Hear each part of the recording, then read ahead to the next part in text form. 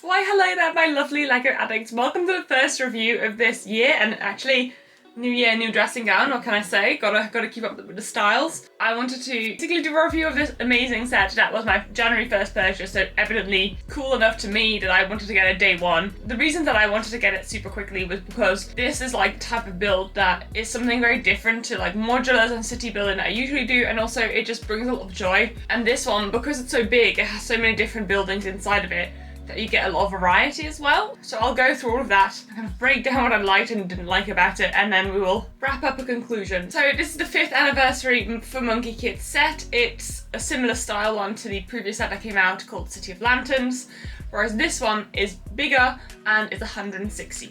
I've always kind of been a Monkie Kid fan. I've bought various of the sets. I've bought quite a few of the extra figures as well because I really like the figures. I don't own every single one. Monkie Kid is a LEGO owned theme, and if you love Ninjago, Monkie Kid is kind of like a non-Western Ninjago. It has a lot of really cool figures, it has a lot of attention to detail, and additionally also similar to Ninjago, it has a lot of stickers in the sets that I tend to buy. When the City of Lanterns came out a few years ago, people were like, oh, it's budget Ninjago, and I think it kind of is like that, but I feel like it doesn't do it quite enough justice. They can go together, they could exist in the same universe, and they are great, especially just in the City of Lanterns, are great mock packs if you're trying to extend Ninjago City. Not only is the set just really eye-catching, it also came with a few new colours. We've got the new tomato soup colour red. It's actually really nice in person. Just to warn you in advance though, this set has a lot of stickers, 75 in total. However, I really do think these stickers add the detail that you want. Same with like the other Ninjago City sets. They have a lot of stickers, but like they really do add the detail that you're wanting. Now, I don't think I need to argue with you about how amazing it looks. I think it's really eye-catching. And I think my favourite area of this build is definitely this below area here. If you're a close follower of Monkie Kid, or if you have previous sets, you'll probably recognize quite a few of the minifigures in the set because they are representative of all the villains that we've had so far, and actually seeing them pop back up in sort of like a more citizen style is really fun. I think the first category I just want to kind of go into the build experience because that's really important, and that probably was one of my main criticisms for the City of Lanterns.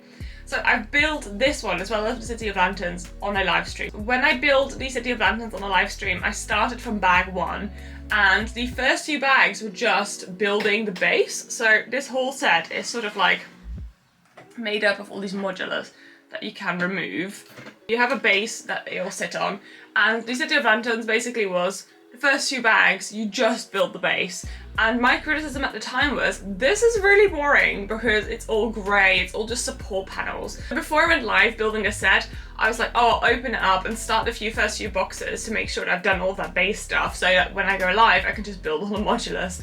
And they had completely taken all the feedback on board and completely redone the instructions. So actually, when you start this build, you start building this section first, which comes with basically 3 modular bits, like one, yeah, is the stairs, and one is a little actual shop, one is a vending machine, and then there's a new temple as well. So really what you do first, before you get into the instructions of like this base, you go into like so much detail straight away, and actually I ended up building it not on live stream because it was just so much fun and I wasn't expecting it. I was just really having a lot of building fun. I was so impressed that we got to dive straight into all the detail that I like, and it was such a good experience to kind of dive straight into the bits that made me buy this set. So I just wanted to really highlight that because I always like when I see that LEGO listened to some of the feedback that happened and really started to think about the pacing of a set, and that was just really cool. This probably was my favorite section to build, actually, like a little spoiler, because it included this amazing LEGO vending machine.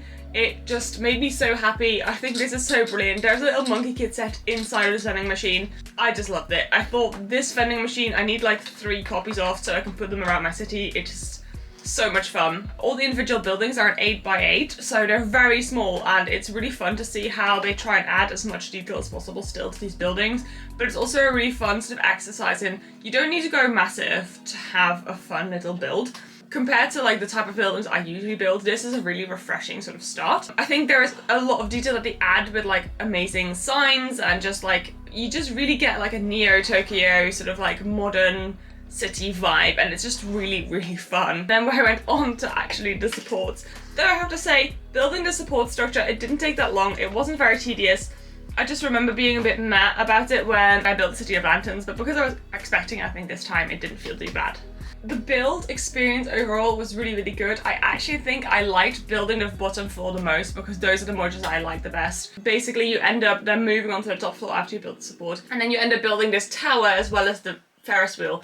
And I want to put it out right now. The Ferris wheel is my least favorite part of this build, considering how detailed and refined everything else is, really making use of how small things are. I feel like the Ferris wheel, though kind of fun because you can turn it and everything, it just doesn't really feel refined enough for me. It's fine, like I obviously got this to mock, so it's not like I'm going to display it, but personally I just don't really needed it. But I see for like appealing to kids, actually a Ferris wheel is really fun because it's a really fun play feature. I can totally see why it's here. It's just my least favorite bit. I don't know what to call it, but that's like a kebab shop, porky noodle shop thing that is in the series. I don't know what he makes exactly. I think it's ramen or noodles or something anyway. And that shop with the sign in front is very reminiscent of the ramen shop that you get in like the Monkey King mech set that's been retired for a little while. There's also just a lot of Lego inside jokes by the sticker details that you add, the colours that you use. Let's be honest, this is a huge reminiscent thing of the space stuff because look at the colours that they use, like totally classic space. There's just a lot of really small details that I just absolutely love that they added. It just feels really colourful. Like there's a Fabuland poster, there are just loads of little things that just make you smile as you're building it and also make the sticker sort of worthwhile because they have so many little inside jokes or little like Easter eggs. If you want to see every single Easter egg, there's some really good articles on them. I'll link them down below because it was really fun exploring all the Easter eggs. I definitely didn't get all of them, so it was cool to read through all of it. So moving on to figures. We all know I am a massive fan of figures. I love figures, and just like all the Ninjago sets, especially the city ones, this one comes with a ton of figures. And that makes me so happy. Like I mentioned earlier, there is a lot of old villains in the set and they have like maybe slightly different hair pieces or are maybe more civilianized so they look less crazy out there, but I really like the inclusion of them. I also like that there were some modern hair pieces in here, like the Spider Queen is using Leanne's hairpiece from the Friends set, so I really like that they developed new hair pieces for the Friends line, but are then using them on minifigures as well. Overall, I think the selection was really good for me. I really like that you get loads to kind of add life to this build, as well as just like lots of beautiful new torsos. Because it's a Lego owned IP, you tend to get more detail anyway, but like all of these figures have beautiful torsos, beautiful prints, great hair pieces, double printed faces, and it just makes you really happy when you look at them. I really like all the different colours that they come in them. We just have to highlight Sandy's cat. He's great. I do actually already have that little kitten because he's cute as hell, and I have a cat collection in Lego. Now I have already touched on it, but this set is £160, whereas the City of Lanterns set, though slightly smaller, was 115. And to me at the time, 115 was like, that's just over 100, that's really cheap. 160 is a bit more serious, but comparative to sort of like the other big sets that you get, is still quite good value. Having built all of this, I felt like I found it really hard to judge if I felt like 160 was worth it, because I had already judged that 160 was fine for me because I wanted this, I wanted to mock this, I was very excited about it. I also saw it as a way to kind of regain some of the Lego joy. So to me personally, it was worth it, even though I'm not a massive Monkie Kid fan or anything. But this set is like huge and has a very particular style, and I know it's very love and hate. I think Ninjago City is slightly more polished, so there's less people that go, I don't know about it, but this is more sort of like Ninjago, but like make it more like a playset. And if you don't absolutely love that type of style of like all the little kiosks and little buildings, then 160 may seem a lot of you, and I would agree. I do think the sticker sheets that you get in these sets are great for mocks, so if you just wanted a really good parts pack with a lot of variety and some like set-offs for buildings, this would be a really good set for you because it does kind of set you up onto like a really interesting building journey. And I'm obviously going to be definitely using this for a mock, but I just want you to be aware, like 160 feels like it's justified in the stuff that you get, but you do have to like this style, and I knew I liked this style. I just wanted to really quickly highlight some of my favourite bits. I really love the duck, come on, like I really like when I do like a harken back to the Lego duck. I just think it's great that they use it as a mascot. It's actually a drawing on the other side, like a graffiti type drawing, which made me really happy. I really like the Spider Queen's little like back alley store. I think it's really nice, and actually I'm thinking if I slightly change that, that would be perfect for like an old school old style Ninjago mock, because obviously every single Ninjago building comes with like an old world bottom floor, sort of like normal-ish stuff, like modern day stuff in the middle, and then like really futuristic at the top. And I feel like the Spider Queen's shop can be really easily mocked into like more of an old world style. We've got the most beautiful temple. I really, really love this new colour for this temple. The lift is brilliant. I love that the lift works. Like, that made me so happy. The buildings were really good. There were so much fun details. So basically, outside of the Ferris wheel thing, I personally really, really love this set. Do I prefer it over City of Lanterns? Good question.